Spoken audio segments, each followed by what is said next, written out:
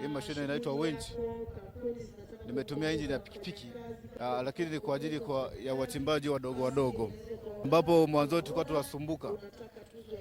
Tulikuwa tunatoa mawe kwa muda mrefu sana kwa kutumia zile tunasema rola, umeona. Lakini sasa hivi ni kupiga self na kupandisha mawe kama mfuko unavyoonekana hapo. Nilikuja tu kichwani nikaona, kwa sababu tunasumbuka, na mimi pia ni mchimbaji, lakini nikaona hii akili labda ni kiibuni inaweza kutupa manufaa watu waliopo wengi, hususan wachimbaji wadogo wadogo. Injini ya pikipiki, kwa sababu mfumo nilioupata nilipata mfumo hivyo ili tuone kwamba naweza nikafaulu au hamna, lakini bahati nzuri nikawa nimefaulu. Lakini hii ni injini ya guta unavyoonekana. Injini ya guta yenyewe ina cc 250 na ile ndogo ina uwezekano wa kufanya kazi zile pikipiki ndogo zile cc 150, cc 125, lakini hazina kipozeo, kwa maana inafanya kazi kwa muda mrefu, lakini unajikuta injini inachemka. Umeona bwana, kwa hiyo tumeamua tuache. Nafanya kazi lakini inateseka. Kwa hiyo tukaamua tutumie injini za guta ambazo zina maji rejeta pembeni. Mpaka muda huu unaona iko sawa. Mwanzoni unajua kila mtu anakuwa na mawazo yake.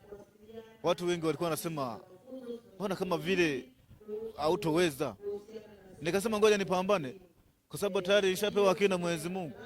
Ngoja nipambane hivyo hivyo. Sijasoma, sijaenda shule kivile. Umeona, nimesoma tu kidogo nikatoka. Lakini nilikuwa na kitu ambacho nilikuwa nafikiria niwe fundi kwenye maisha yangu. Na nikabahatika nikatengeza vitu baadhi. Kipindi hii mashine haijatengenezwa au sijabuni kuitengeneza, tulikuwa tunatumia muda mrefu kwa kutumia lile rola. Muda mrefu sana. Unatoa mawe kwa muda mrefu. Lakini unatumia nguvu ndogo, lakini unatoa mawe makubwa sana, au tuseme mengi sana. Mimi kwa siku na uhakika wa kutoa fao 2 au 1.5 kufuatana na watendakazi wako wana nguvu gani. Ina tani 15, lakini mimi na uwezekano wa kutoa hizo 2 kwa siku au 1.5 kadiri ya uwezo wa watendakazi ulionao. Kwa mchimbaji mdogo kuona imekamilika mashine kama hii, inabidi aje na milioni 4 tu inatosha. Tunamletea mtambo wake. Pia tukishamaliza kumkabidhi ile mida, tunamkabidhi inabidi awepo na operator anakuja pale, tunamfundisha sisi wenyewe jinsi ya kucontrol mashine.